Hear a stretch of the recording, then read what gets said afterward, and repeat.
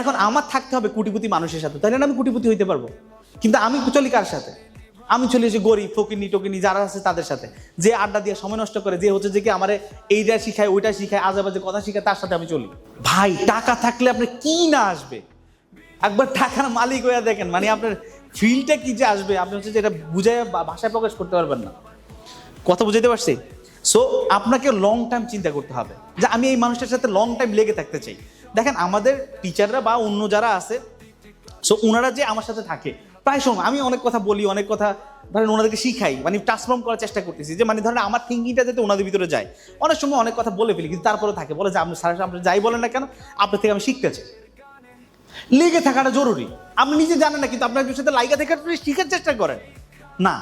আমরা কি করি, এইসব থেকে আমরা সবসময় দূরে পালাই।